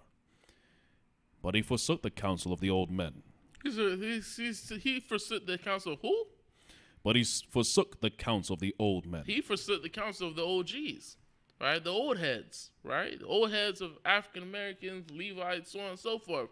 He ignored them, right? And he wanted to take the counsel of who? And when they had given him and consulted with the young men. Oh, who? With the young men. Yeah, what's special about these young men? Read on. That were grown up with him. The homeboys. And stood. The homies, right? Let's not listen to the old heads. Them boys are old. All right, go take a nap. I'm going to talk to my homies and see what they got to say. Right? Let's see what the homies had to say. Go ahead. And which stood before him. And he said unto them, What counsel give ye that I may answer this people? Who have spoken to me, saying, Make the yoke which thy father did put on us lighter. And the young men that were grown up with him spake unto him, saying, Thus shalt thou speak unto this people, that they speak unto thee, that spake unto thee, saying, Thy father made our yoke heavy, but make thou it lighter unto us. Thus shalt thou say unto them, My little finger shall be thicker than my father's loins. My little finger is going to be thicker than my father's rod. That's what he said, right? Because they're trying to encourage him to rule with an iron fist. Don't be light with these people. Don't be gentle with these people. They're going to get lazy. They need work. Put them to service. That's what they're trying to do. And you know this man's Rehoboam's a fool because he should listen to the old heads because those men actually walked with his father, right? And we knew what kind of position the children of Israel was under Solomon. That was the highest level of economic wealth, right? So this man was a fool. Read on. And now, whereas my father did lade you with an heavy yoke, I will add to your yoke. My father hath chastened you with whips, but I will chasten you with scorpions. So Jeroboam and all the people came to Rehoboam the third day, as the king had appointed, saying, Come to me again the third day. And the king answered the people roughly, and forsook the old men's counsel that they gave him, and spake to them after the counsel of the young men, saying, My father made your yoke heavy, and I will add to your yoke. My father also chastened you with whips, but I will chasten you with scorpions. Wherefore the king hearkened not unto the people, for the cause was from the Lord, that he might perform his saying, which the Lord spake by Ahijah the Shilonite unto Jeroboam the son of Nebat. So when all Israel saw that the king hearkened not unto them, the people answered the king, said, What portion have we in David? And who? What portion have we in David? Fun fact, this is a very beautiful verse. If you're dealing with brothers, OT only, right? OT only, who like to say, oh, David's going to be our ruler. David's going to be the one to come back. But we see someone else is being called David who is not David, right? Who's being called David here in this text? Who? No. Who's being called? What person is being called David in this text?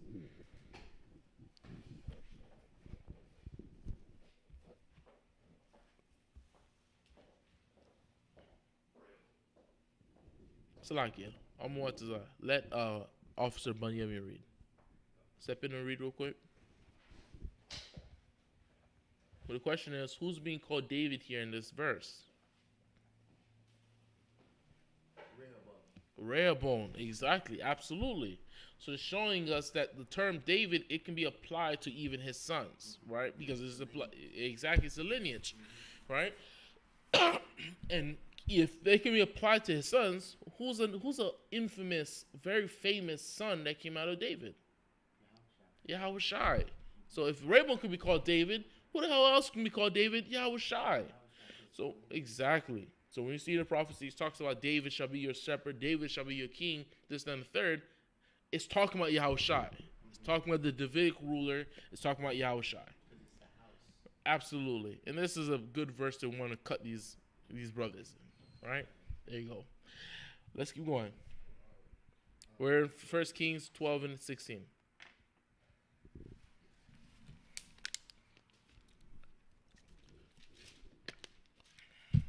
Make sure you like the video. Make sure you like the video. Do not dine and dash. I got this concept from a brother of mine. Do not dine and dash. Don't come in here, steal information, and then you leave the video without leaving no like. That's evil, man. You know, a lot of you Israelites, man, you like to dine and dash. We don't accept that here in Vila Zion, man. Go ahead. Gone. Verse 16. So when all Israel saw that the king hearkened not unto them, the people answered the king, saying, What portion have we in David? Neither have we inheritance in the son of Jesse. To your tents, O Israel. Now see to thine own house, David. So Israel departed unto their tents. Oh, if I may add. Come. There was someone else. There was the Benjamite that said the same thing before when he tried to rally Israel. Yeah. Oh yeah. I remember that class. Wick evil niggas prophet of confusion. I remember that class. He said the same thing. He's like, we don't have it. He's saying that we didn't have a portion in David. Yeah, absolutely. Yeah. Boom. All right. But as for the children of Israel, which dwelt in the cities of Judah, Rehoboam reigned over them. Then King Rehoboam sent Adoram, who was over the tribute, and all Israel stoned him with stones that he died. Therefore King Rehoboam made speed to get him up to his chariot to flee to Jerusalem. So Israel rebelled against the house of David unto this day. And it came to pass, when all Israel heard that Jeroboam was come again, that they sent and called him unto the congregation, and made him king over all Israel. There was none that followed the house of David, but the tribe of Judah only. And when Rehoboam was come to Jerusalem, he assembled all the house of Judah with the tribe of Benjamin, 180,000 chosen men. All right, Judah already followed the house of David. It's already aligned with the house of David, just like the Levites are aligned with the house of Aaron. It's the same way, right? That's why when the Lord said, I'm only giving you one tribe, it's talking about Benjamin, right? Keep going. Which were warriors, to fight against the house of Israel, to bring the kingdom again to Rehoboam, the son of Solomon. But the word of God came to Shemaiah, the man of God, saying, Speak unto Rehoboam, the son of Solomon, king of Judah, and to all the house of Judah and Benjamin, and to the remnant of the people, saying, Thus saith the Lord, Ye shall not go up, nor fight against your brethren, the children of Israel. Return every man to his house, for this thing is from me. They hearkened, therefore, to the word of the Lord, and returned to depart according to the word of the Lord. Right. Then Jeroboam built Shechem He built what? Then Jeroboam built Shechem Uh-huh. in Mount Ephraim, Uh-huh. and dwelt therein, and went out from thence and built Penuel. Right. So Jeroboam, which is the other king in Israel, the king of the northern kingdom, right, the 10 tribes, he's building a capital city, right? He's building his capital, right? And he's building it in Shechem, right, in Mount Ephraim. So my question is, why did he choose Shechem? We went over this before. Why did Jeroboam choose Shechem? I said Mount. I said Shechem. Why did he choose Shechem?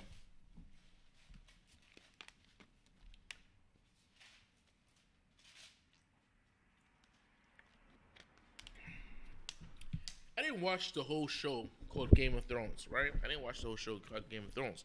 But the main character with the white hair, a Targaryen, right? The chick, I forgot her name. Old girl. I can't remember her name. But who controlled the dragons. You know what's crazy is that she already had the armies. She already had the force, the power. She had the dragons. But wherever she was, the country that she was at, she didn't choose there to establish her throne and say, listen, I have the power. I'm ruling here as the king of all of the territories. No. She had to raise her forces up to make her way to her birthplace and rule there on the Iron Throne. Why did she have to do that? Why did she have to go through this whole mess to get to the Iron Throne? What was special about that? It's going to help you here in this verse. Huh? Her birthright is ruling. Why does she want to sit on the Iron Throne?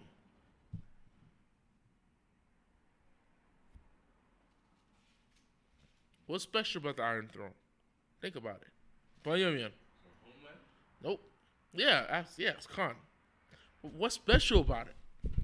Think about it. What's special? When you get that, you're going to get here with Jeroboam and Shechem. Why did he choose Shechem? Why did she fight so hard to get back to that homeland to sit on the Iron Throne? What was about the Iron Throne? What was special about it? You know, this officer always got his hand up as if he about to say some deep breakdown. Right here, sitting right here. No problem. I'll give y'all the answer. Go ahead, Officer Bunyan. I was gonna spitball this one. Huh? I was gonna check this one. So in chapter 12, verse 1, it says Rehoboam went to Shechem, for all Israel were come to Shechem to make him king. Okay. But here it says that then Jeroboam built Shechem in Mount Ephraim, and dwelt therein, and went out from thence and built Penuel. Yes. So if he rebuilt that, it could be like a starting place. He didn't build Shechem. When it says he built Shechem, it's like it's in the sense of he fortified it. He made it his capital. That's what it meant. Because Shechem is a place that it has so much historical value. It goes all the way back to time. It existed during the time of our patriarchs. It existed during the time of Levi and Simeon. I think it was Shechem. That was the place that they went to. They would kill them damn Canaanites, right? So it was a place that always existed. So the question is, why did he choose Shechem? Because that was where. Here you go again. Officer Vonnegut, go ahead. Oh, Slack. I thought you asked me. Go ahead. What you got? Go ahead. You got it. Because that was where Israel was set to make Rehoboam king. So I believe he's trying to make acts of a king, and basically make up his bed for being king, kind of in a way. That's not the right answer, but it's not a bad answer. I wouldn't say that. It's not a bad answer, but it's not the right answer, right? Okay. The reason why the chick wanted to get back to the Iron Throne, because the Iron Throne holds historical value. It holds historical value. Before them and all their issues, whatever, every single king who ruled all the territories sat upon that throne. That's why her sitting on that throne signified that she was the legitimate ruler, right? It wasn't just about having power or soldiers or dragons. No one cared. Unless you're sitting on that throne, you are not the ruler, right? Jeroboam cannot get Zion. He cannot get Jerusalem. Because what part of Israel is on? Northern Kingdom or Southern Kingdom? Jerusalem, where did it sit upon? Sit upon the territories of Northern Kingdom or Southern Kingdom? Southern Kingdom, which means that was Solomon's capital, which means that was Rehoboam's capital. That belongs to Judah. Exactly. Say that one more time. He needed something historical since the Southern Kingdom had Jerusalem, the Northern Kingdom needed Shechem, which is like the historical capital for the northern tribe. Give him a hand. He needed something historical so he can legitimize, or I don't know how you'll say it, I speak Creole, right? Give it legitimacy to his rulership, right? Because when the prophet came to him and told him, yo, you're going to be king, these tribes are going to belong to you, the prophet didn't say that for everybody. Like what Samuel did it for Saul, and then from all the people, yo, this is your king. The prophet didn't do that. So it's literally just his word saying it. It will just be Jeroboam's word saying, yo, he came to me and told me I'm the king. He needed something to give him legitimacy. Exactly, legitimacy, that he can sit on the throne, right? Let's get the historical value to it. Let's get Joshua.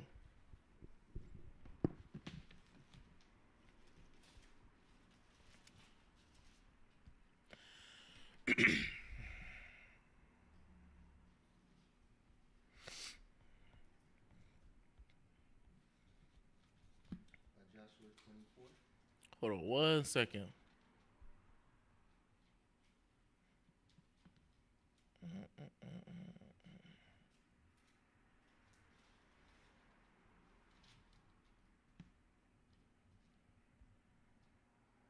Oh yeah, Joshua 24. Yep, 24 and 32. This is a major historical value to the city of Shechem, especially to the children of Israel, because someone was buried there, right? Go ahead, Officer Monica. Verse 34 of chapter 24. Chapter 24, verse 32. God. And the bones of Joseph. The bones of who? And the bones of Joseph. The bones of Joseph, the father of the Ephraimites and Manassites, right, was buried where? Which the children of Israel brought up out of Egypt. How much more historical value you need? These bones is the bones of one of our patriarchs, and these same bones were carried from the land of our captivity all the way to the land of the promise. And then buried they in Shechem. And they were buried in Shechem. Read on. In a parcel of ground which Jacob bought of the sons of Hamor, the father of Shechem. And you see? And then it adds on more value to this. Israel knows this history. Damn, that's the place Joseph was buried. Damn, Joseph's the father of the Ephraimites. Damn, this is the same territory Jacob bought from Hamor. There's a lot of historical value here. This is the same place that Joshua made his last speech to the children of Israel, right? And all these things play back to Ephraim. Joseph was the father of the Ephraimites. Joshua was a damn Ephraimite, right? And this territory belonged to Joshua before he died, right? Keep going. For 100 pieces of silver, and it became the inheritance of the children of Joseph. And it became the inheritance of the children of Joseph. A hit for what I just broke down to you would have been the fact that he said it then in 1 Kings 12 and 25. Then Jeroboam built Shechem in Mount Ephraim. He built it in his own tribe's territory, right? Because he's trying to give his tribe and him legitimacy. Right, give them prominence. Right, perfect. So now we go back to 1 Kings. 1 Kings chapter 12. And even with all of that, and it's amazing, historical value, all of that, that's nothing compared to Zion. Nothing. None of that is compared to Zion or Jerusalem. Because Jerusalem's the place the Lord chose. The Lord didn't choose Shechem, right? Jerusalem was the same place where none of the tribes were able to conquer it until David stepped up. David stepped up and said, whoever goes in there and take that damn city, you're going to be captain of host of the army. Joab did that. That's a lot of historical value, man. Right? So let's keep going.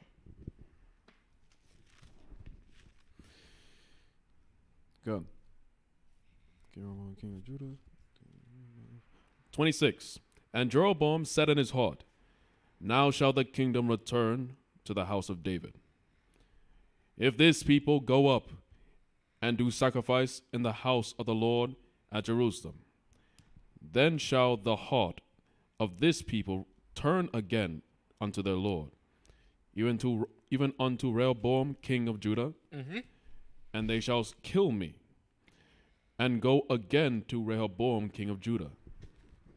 Whereupon the king took counsel, and made 2 calves of gold, and said unto them, it is too much for you to go up to Jerusalem. Behold thy gods, O Israel, which brought thee up out of the land of Egypt. And he set one in Bethel, and the other put he in Dan. And this thing became a sin, for the people went to worship before the one, even unto Dan. And he made an house of high places, and made priests of the lowest of the people. He's making priests of the lowest people because the legitimate priests do not want to do this. We're not priests to golden calves, right? We're not priests to damn sticks and stones. We're priests to Yahweh, right? And we ain't going to be priests to Yahweh when goodbye, right? Read on. Which were not of the sons of Levi. And Jeroboam ordained a feast in the 8th month, on the 15th day of the month, like unto the feast that is in Judah. And he offered upon the altar, so did he in Bethel, sacrificing unto the calves that he had made. And he placed in Bethel the priests of the high places which he had made. So he offered upon the altar which he had made in Bethel the 15th day of the 8th month, even in the month which he had devised of his own heart, and ordained a feast unto the children of Israel. And he offered upon the altar and burnt incense. Right. And behold, there came a man of God out of Judah by the word of the Lord unto Bethel. And Jeroboam stood by the altar to burn incense. And he cried against the altar in the word of the Lord, and said, O altar, altar, thus saith the Lord, behold, a child shall be born unto the house of David, Josiah by name. And upon thee shall he offer the priests of the high places that burn incense upon thee, and the man's bones shall be burnt upon thee. And he gave a sign the same day, saying, This is the sign which the Lord hath spoken. Behold, the altar shall be rent, and the ashes that are upon it shall be poured out. And it came to pass, when King Jeroboam heard the saying of the men of God, which had cried against the altar in Bethel, that he put forth his hand from the altar, saying, Lay hold on him. And his hand, which he put forth against him, dried up, so that he could not pull it in again to him. All right, so he stretched forth his hand. Everybody, get him. And then he did that, and his hand crept up. He couldn't open his hand again. All right, crept up. Right, so keep going. And the altar also was rent, and the ashes poured out from the altar, according to the sign which the man of God had given by the word of the Lord. And the king answered and said unto the man of God, Entreat now the face of the Lord thy God, and pray for me, that my hand may be restored me again. And the man of God besought the Lord, and the king's hand was restored him again, and became as it was before. And the king said unto the man of God, Come home with me, and refresh thyself, and I will give thee a reward. And the man of God said unto the king, If thou wilt give me half thine house, I will not go in with thee. Neither will I eat bread nor drink water in this place. For so it charged me by the word of the Lord, saying, Eat no bread, nor drink water, nor turn again by the same way that thou camest. So he went another way, and returned not by the way that he came to Bethel. Now dwelt there an old prophet in Bethel, and his sons came and told him. Wait, he was what dwelt there? An old prophet in Bethel. Old who? An old prophet. An old what? An old prophet. Old prophet what? I'm just being rhetorical. Okay, is this a real prophet? Why not? Let's deal with the context of what we're reading. Huh? Not even that. Just think about it. Is this actually a real prophet? And if not, why not?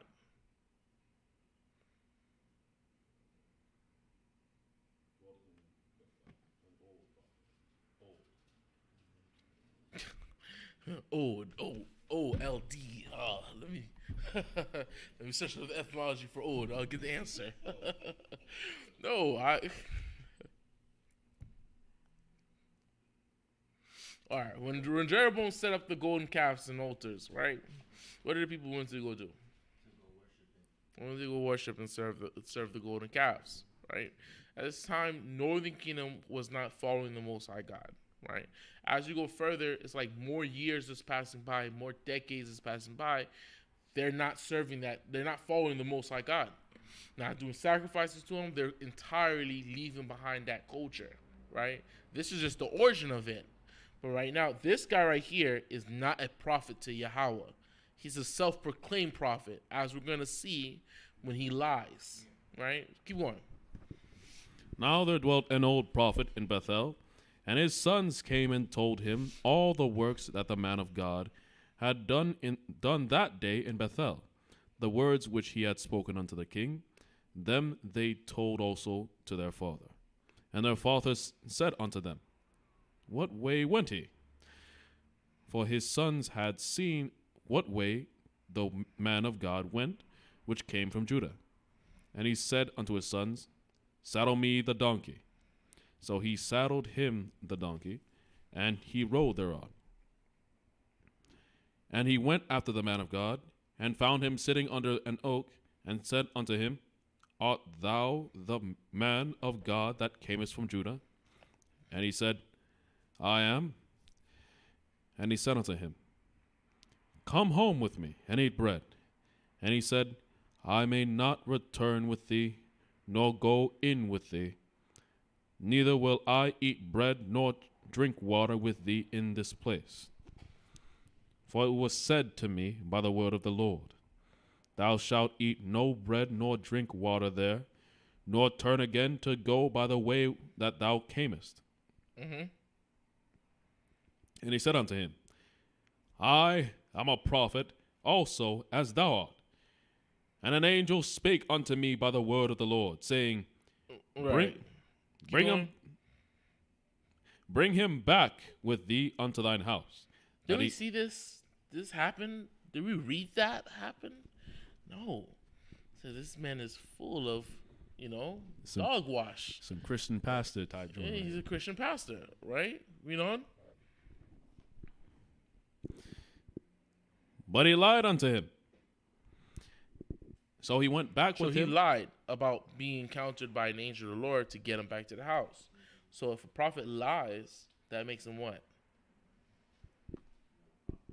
Not a prophet, but there's a term for it. What is it? Bayayan? If a prophet lies about being encountered by the Lord or being spoken to by the Lord or an angel, that makes him what?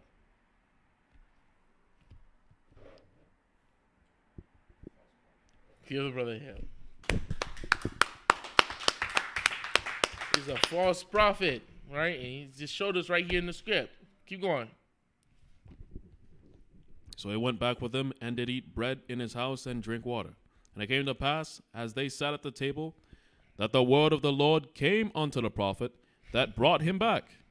And he cried unto the man of God that came from Judah, saying, Imagine that. The Lord is hilarious. He has a powerful sense of humor, right? You want to be a prophet so much? No problem. I'll make you a prophet. You're going to prophesy against my actual prophet. Right? Read on.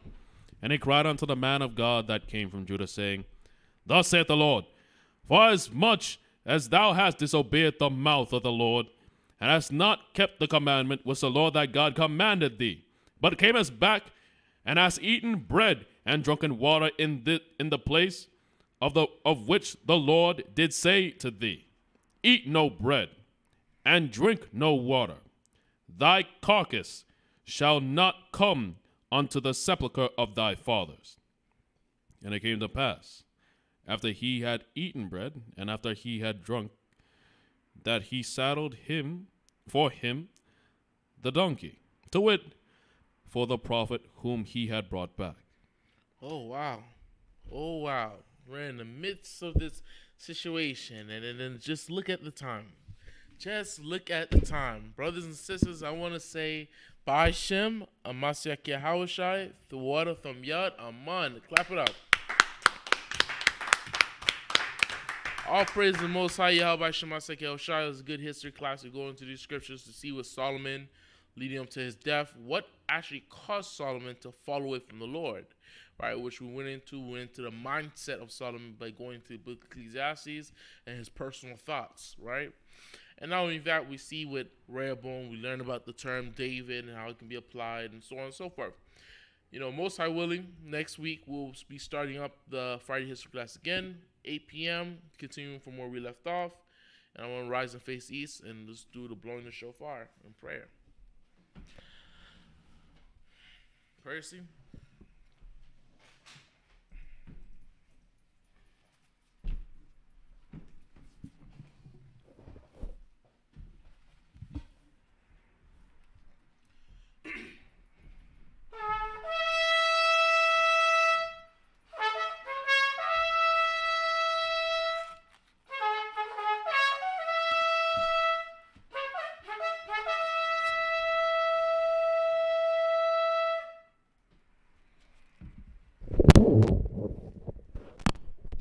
The book of Psalms, chapter 133, in the Lashon Kodash, repeat the Hebrew.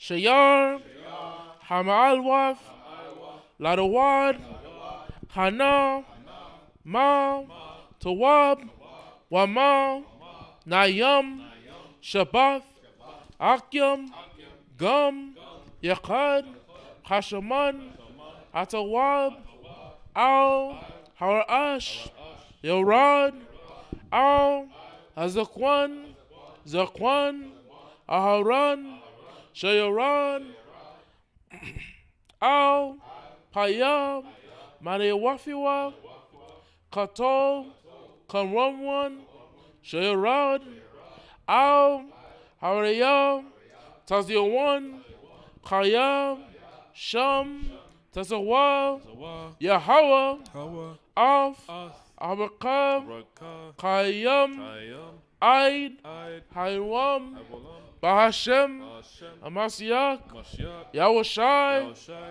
Thawada, Gawada, Thamyad, Amyah, Aman. Aman. Read English. Psalms 133. Behold, how good and how pleasant it is for brethren to dwell together in unity. It is like the precious ointment upon the head, that ran down upon the beard, even Aaron's beard, that went down to the skirts of his garments, as the dew of Hermon, and as the dew that descended upon the mountains of Zion. For there the Lord commanded the blessing, even life forevermore. Ba'ashem, Hamashak Yahushua Toratham Yad, Aman. Hallelujah. Clap it up.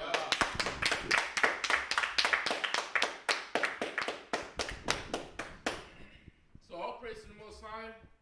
Yahweh Shema Sek Yahushai. As I said before, Shalom to the nation of Israel.